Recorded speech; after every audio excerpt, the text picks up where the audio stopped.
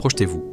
Vous avez chez vous un corps humain inanimé, et vous êtes inquiet qu'on vous accuse d'être à l'origine de l'état du discord. Solution.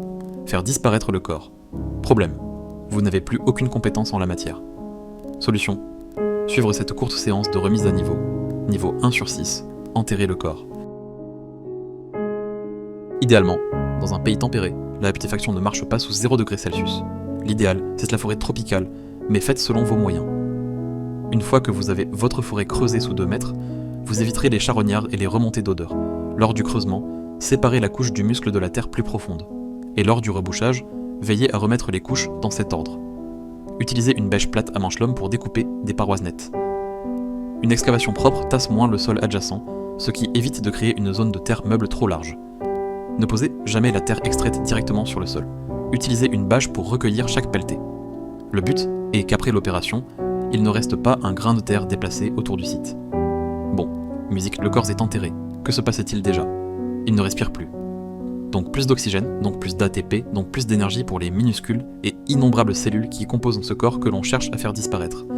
Et sans énergie, ces cellules ne peuvent plus maintenir leur équilibre et elles entament leur autolyse.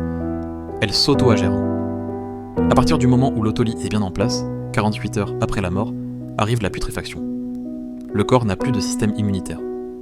Arrivent des champignons et des bactéries qui vont commencer leur repas. Elles vont dégrader petit à petit tous les tissus du corps. Elles transforment de grosses molécules en petites bouts. Lors de cette dégradation, les bactéries relâchent une jolie quantité de gaz toxiques qui s'accumulent dans le corps, ce qui fait que ce dernier commence à gonfler. Voilà pourquoi je vous déconseille de vous débarrasser du corps dans l'eau. Et si vous le faites, pensez à le lester suffisamment et à percer les cavités abdominales pour laisser passer les gaz de putréfaction. Bref, retour à notre terre. Au bout de 2 semaines, la quantité de gaz produit dans le corps par les bactéries est au maximum. Au bout de 3 semaines, les organes explosent et les cheveux et les ongles tombent. Au bout de 3 à 4 semaines, les organes commencent à se liquéfier.